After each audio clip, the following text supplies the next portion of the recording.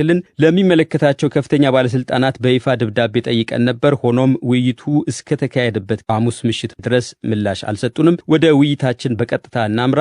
በኢትዮጵያ ሕግና ስርዓት እየተከበረ አይደለም የሚሉ ድምጾች ጎልተው እየተሰሙ ነው። ይህን እንዴት መግለጽ ይቻላል? ማሳያው ምንድነው? ዶክተር ሲሳይ ከርሶ ልጀምር። አመሰግናለሁ። እንግዲህ እንደተባለው ባለፉት በርካታ ዓመታት በኢትዮጵያ ውስጥ ሕግና ስርዓት የማስከበር ጉዳይ ችግር ውስጥ እየገባ የመጣ እንደሆነ ይታወቃል። ምናልባትም መጀመሪያ የተቃውሞ እና በነበረው ስርዓት ላይ የማመጽ ሲቪል ዲስኦቢዲየንስ የሚባለው በእንግሊዝኛው ወይም የእምቢተኝነት ጉዳዮችም ነበሩ። ከዝናገዱ ሁኔታዎች እንደነበሩ እናስታውሳለን። ይሄም ለውጥ አምጥቶ የተወሰነ እፎይታ የመሰማት ነገር ነበር። ግን ለውጡን ተከትሎ ደግሞ የለውጡ አመራር ሕግና ስርዓት በማስከበር ረገድ ያን ያህል ጠንከር ያለ ስራ ሲሰራ አልታየም። በዚህ ምክንያት እና በለውጡም ምክንያት የሀሳብ ልዩነቶች፣ የፍላጎት ልዩነቶች በግልጽ ጎልተው የወጡበትና በተለይም የኢህአዴግ አባል ድርጅቶች የነበሩት እርስ በርስ ተለያይተው የተወሰኑ አፈንጋጭ የሆኑበት፣ ሌሎቹ ደግሞ ወደ አንድ ሰብሰብ ብለው አንድ ሀገራዊ ፓርቲ መሰረትን ያሉበት፣ ግን ደግሞ በመካከላቸው መተማመን ያልተፈጠረበትና እርስ በርስ በጎሪጥ መተያየት፣ መተቻቸት፣ መነቋቆር ጀምረው ከዚያ በኋላ ወደ ህብረተሰቡም እየተጋባ የመጣበትን ሁኔታ አይተናል። በዚህ ምክንያት በለውጡን ተከትሎ በተቃዋሚ ፓርቲዎች በተለይ በትጥቅ ትግል ይሳተፉ የነበሩ ኃይሎች ወደ ሀገር ውስጥ እንዲገቡ የተደረገበት፣ ኤርትራ ውስጥ የነበሩት ወደ ሀገር ውስጥ የመጡበትና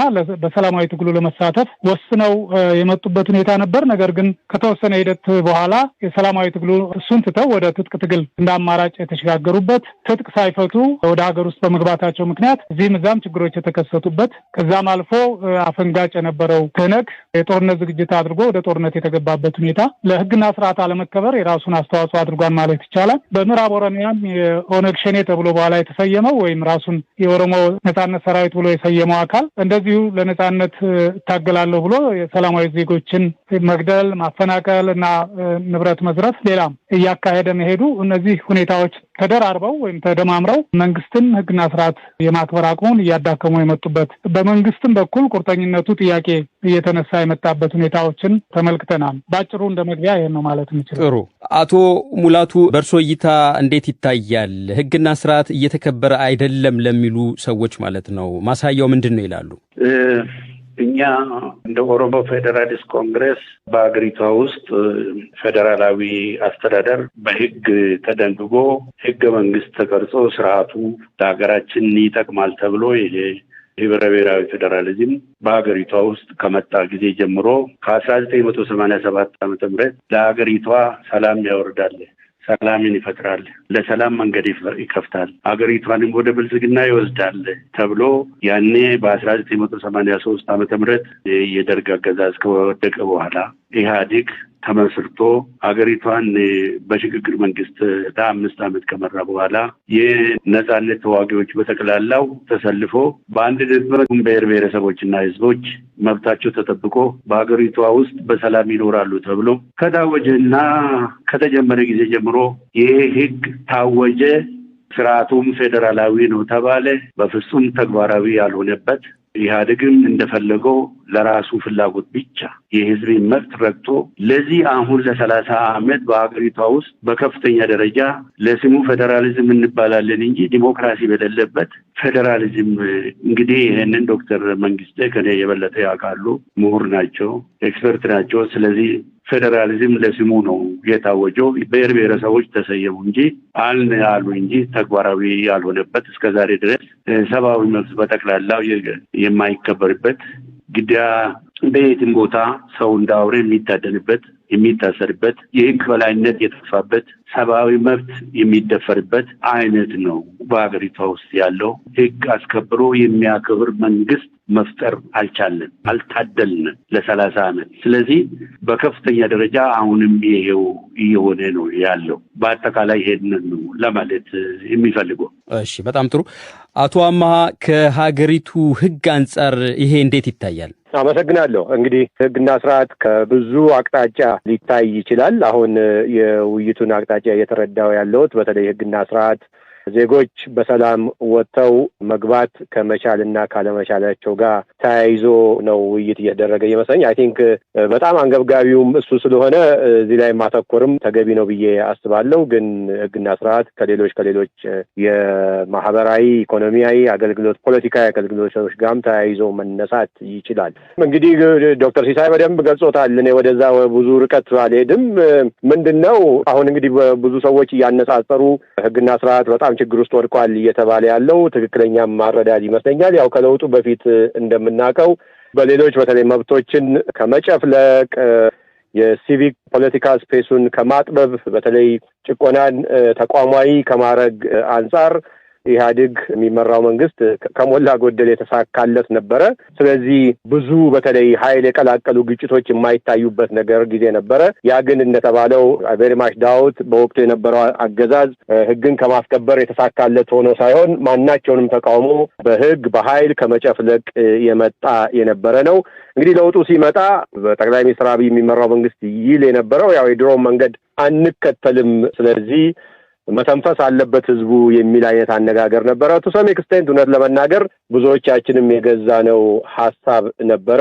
አንዳንዶቻችንም ለመረዳትም ሞክረን ነበረ። ይሄ ምናልባት የሽግግር ጊዜ ባህሪ ነው። በኋላ ግን ያየነው የጎንዮሽ ፍትጊያዎች በተለያዩ ኃይሎች ከድንበር ከክልል ተዳደር ድንበር ወይም ወሰን ጋር በተያያዘ በሶማሌና በኦሮሚያ በወላይታና ጌዲዮ ሐዋሳ አካባቢ በጣም መጠነ ሰፊ የሆኑ ኮሚዩናል ወይም በማህበረሰቦች መካከል ግጭቶች ለብዙዎች መሞት መፈናቀል የሆነ ሁኔታ ተፈጥሯል። ከዛ እንደተባለው በዋነኛነት ደግሞ አሁንም ድረስ የብዙ ሰዎችን ህይወት እየቀጠፈ ያለ ለብዙ ንጹሃን ዜጎች መፈናቀል ምክንያት እየሆነ ያለው በኦሮሚያ በዋነኛነትም በምዕራብ ኦሮሚያ ያለው ሁኔታ እየተባባሰ መጥቶ ዛሬ የደረሰበት ደረጃ ደርሷል። እሱን እንዴት መፍታት ይቻላል ሲባል ደግሞ ያው ሁላችንም ባልጠበቅነው መንገድ የገባንበት የትግራዩ ጦርነት እስከ አማራ ክልል አፋር ድረስ የተንሰራፋው ግጭት እና እሱም ለብዙ ህይወት መጥፋት ምክንያት የሆነ ግጭት ተፈጠረ። ስለዚህ ምን ለማለት ነው? በዚህ ሁሉ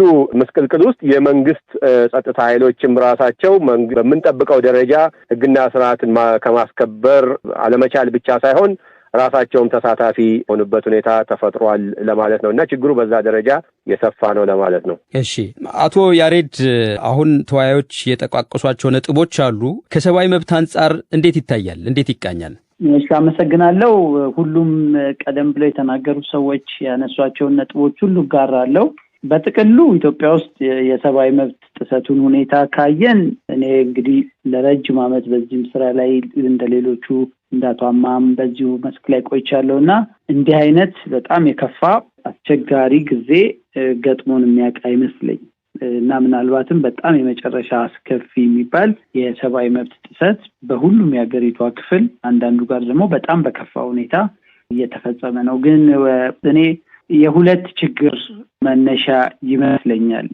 አንደኛው ይሄ በህዝብ መስዋዕትነት ወጣቶች ሞተው በኦሮሚያ ክልል በአማራ ክልል በየአካባቢው ሰዎች ሞተው ነጻነት ፈልገው ያመጡት ለውጥ ነው። ይሁንና ግን ለውጡን የተቀበለው አካል አሁን መጨረሻ ላይ ብልጽግና ሆኖ ራሱን ይዞ የመጣው አካል ይችን ሀገር ያስመለጣት እድሎች አሉ። በጣም ከተበላሸ የፖለቲካ ስርዓት ከተበላሸ የሰብአዊ መብት ሁኔታ ስለመጣን ብዙ ቁስሎች ይዘን ስለመጣን ካሳለፍነው ምርጫ በፊት ልናረግ የሚገባን አንዱ ትልቁ ነገር የሀገሪቷን አቅጣጫ በጋራ ሁሉም ባለድርሻ አካላት ቁጭ ብለው የሚቀርጹበት መግባባት የሚፈጠርበት የትራንዚሽናል ጀስቲስን ወይም የሽግግር ወቅት ፍትህን ያማከለ ተጠያቂዎችን ተጠያቂ የሚያደርግ ይቅርታ መጠየቅ ያለባቸውን ይቅርታ የሚያስጠይቅ ቁስላችንን አክመን ነበረ ወደ አዲስ ሀገር ግንባታ ስርዓት መምጣት የነበረብን። እሱን እድል የዶክተር አብይ የሚመሩት አስተዳደር ይችን ሀገር አሳጥቷታል።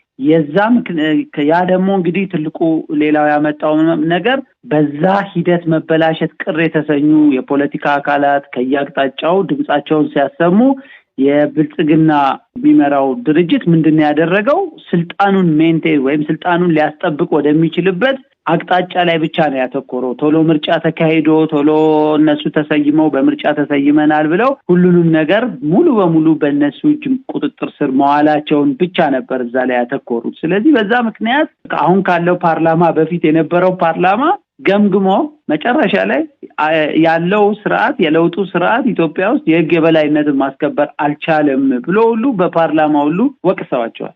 እነዚህ ሁሉ ድሎች ስላመለጡ አሁን በመላ ሀገሪቷ ያኮረፉ ሰዎች አሉ፣ የተቀየሙ የፖለቲካ ኃይሎች አሉ። በዛ ምክንያት ታጥቀው ጫካ ውስጥ ገብተው ይኸው ህዝብን በየጊዜው ግድያው፣ መፈናቀሉ ሁሉ የመጣው ለውጥ የያዝንበት መንገድ በጣም የተሳሳተና ትክክለኛ ስላልነበረ ነውና አሁን ዛሬ ደግሞ ይኸው በቅርብ ጊዜ በነበሩ መረጃዎች ከ5 ሚሊዮን በላይ የሚጠጋ የሀገር ውስጥ ተፈናቃይ ያለባት ሀገር ነች። የሰሜኑ ጦርነት ደግሞ ያስከተለው ቁስል ምናልባትም ከዚህ በኋላ ለ10 ዓመታት አብሮን የሚቆይ ይመስለኛል።